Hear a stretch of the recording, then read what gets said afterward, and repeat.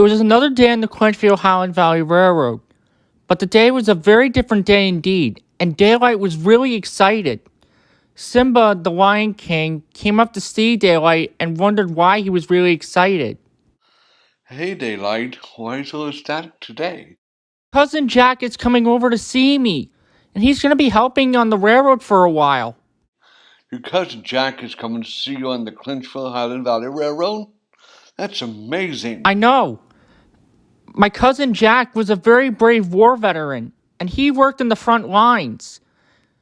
And I'm really happy he's coming to visit me.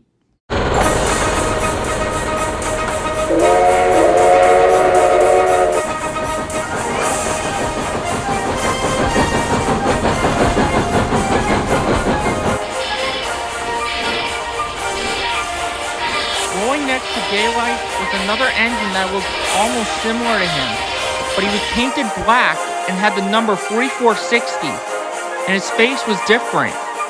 It was the legendary 4460 Jack Warhead. Daylight was really excited to see his cousin. Jack, it's so good to see you again. You too. How are things? They're doing great. How are you? Well, I've been in the Railroad Museum of Transportation for a bit. I thought why not to come and visit you, Daylight? How are you? I've been doing great working on the Southern Pacific back then, but now I live in Oregon. I often visit California sometimes. Good to see you, Jack Warhead. It's very good to see you too, Simba. Besides, I have a lot of stories back when I worked in the military. You were in the front line in the World War II, right? You bet I did, Simba. The reason why I wanted to work for the troops because America needed help. That's why I wanted to work for the Allies. And besides, I was one of the veterans that helped the Allies win the war. Well, tell us. Well, I'll tell you. And this was the story that Jack told.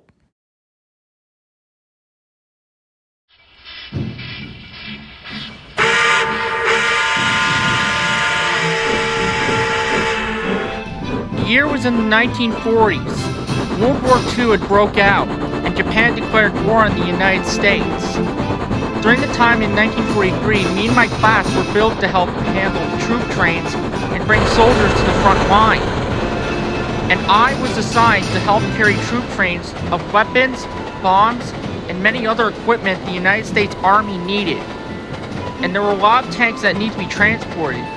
Since diesels was coming in the 40s as well, I knew that steam was still going to be running.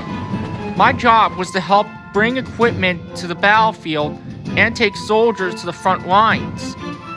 I was a very hard worker back in the day, and I never quit. My job was to help serve the Army and protect our nation, and that was what being an American was about. And after I would do my jobs in the Army, I would often sometimes pull passenger trains, and often pull excursion trains as well.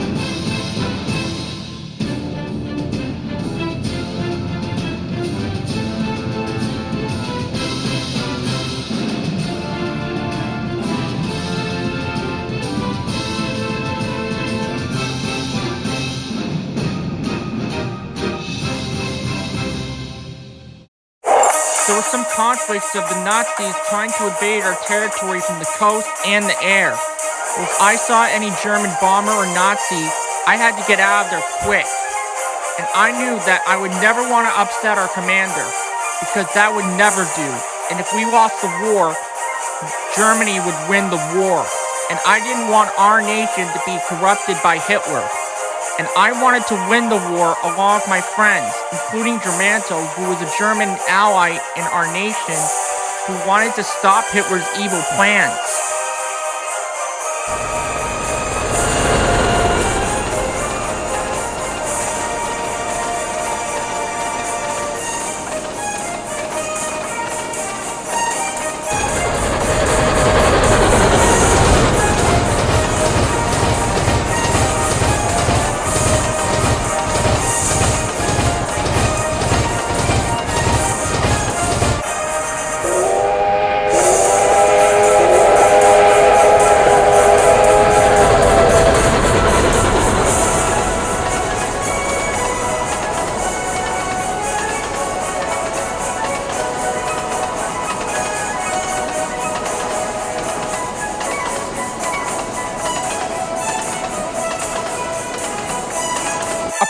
being in the front lines of transporting troop trains, I was the commanding officer of some engines that were wanting to train and get ready for the war and combat against the Nazis and the Axis powers. I had to train a lot of engines back in the day, and I was really good at it. And my friends agreed with me that I was a very good officer of the job. Sounds like you were a hard worker and a brave soldier. You bet I was. Some engines had to struggle with a lot of things they had to go through with their commanding officers. Well, one of them, he had the worst of being shouted at. Crossworth was his name. Who's Crossword? Crossworth is a USATC locomotive S160 number 660. He was shouted repeatedly by his commanding officer in Bluenose, the Navy tug. They always yelled at him every chance they got. Crossworth was getting very stressed, and he couldn't take it. And he threatened Bluenose if he yells at him again, he would sink him. And I was one of the engines that had to help him try to calm down because of this war that was going on back then. One of my friends agreed with me back then, since I was assigned to help him shunt around some troop freight cars in the yard. You were teaching him to be like you, and it didn't end well? It didn't end well, let me tell you, Simba. Ugh. Once I see those two, I'm really gonna get angry. Ugh! Stupid. I just want this stupid war to end. Is Crossworth always like that, Jack? Yeah, probably because he was shouted multiple times. Because of his commander in Bluenose, I believe. I really think you should behave because we are in a war right now. Yeah, I'm gonna go help him. Crossworth, I'm gonna help you on this, okay? I'm just gonna... Yeah, I know, Jack. The sooner that the war is over, the better, so that way I won't have Bluenose and my commanding officer yelling at me all the time. It's getting annoying.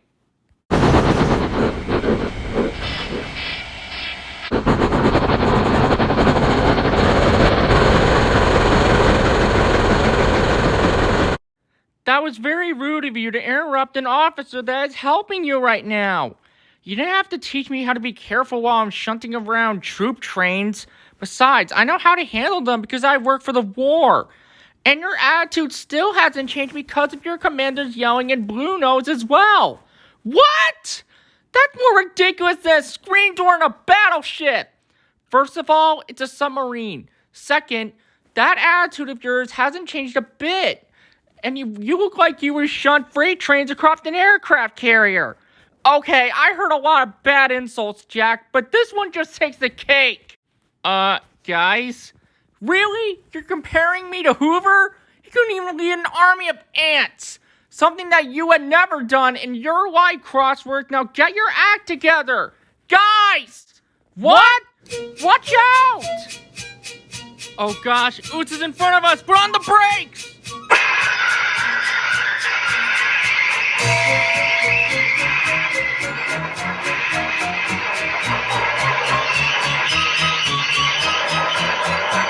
What the heck was that for? Are you crazy? You could have blown me up. Sorry about that, Oots. Come on, Crossworth. We have to have a talk. What? You're in deep trouble now. Come on. Oh, God. Me and Crossworth were at the yard, and Soldier, who was our commanding general at the time, was walking around pacing.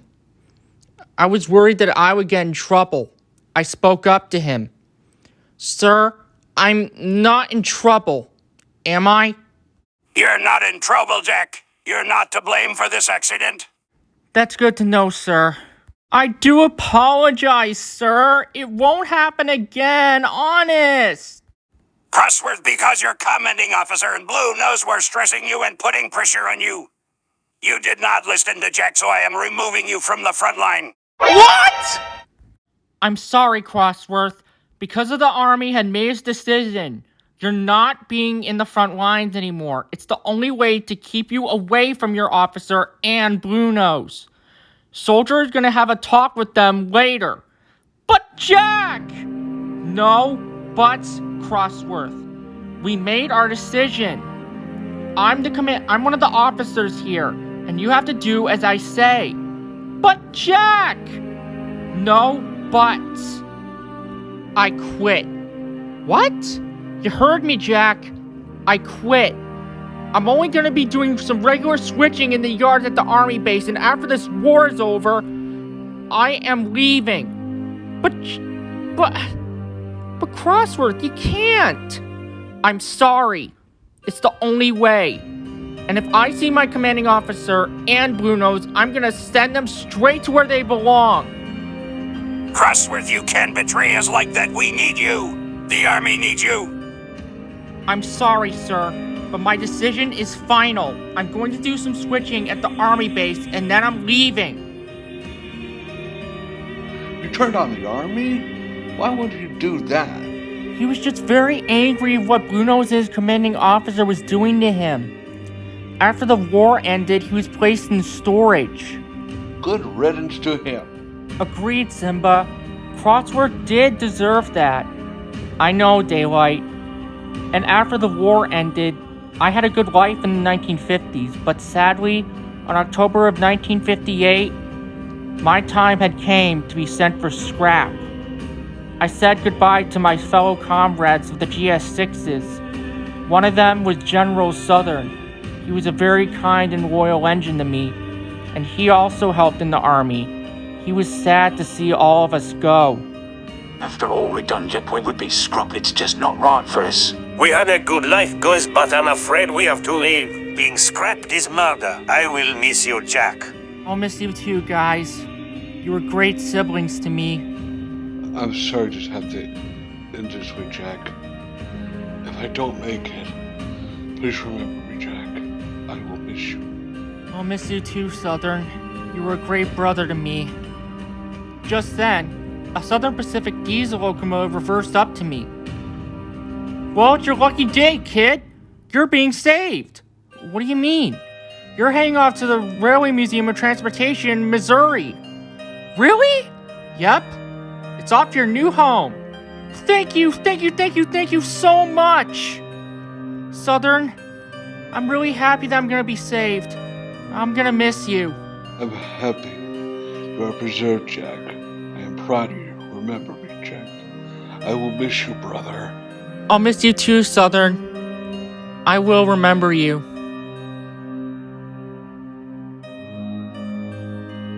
And that was where I was ever since, until I decided to come visit you, Daylight.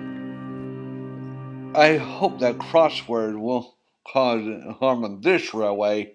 I hope so too, Simba.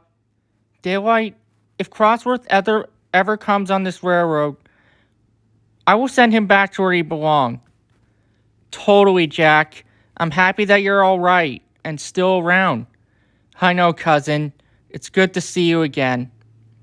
Jack and Daylight had a good time talking to each other, and they spoke about the old days on the Southern Pacific Railroad.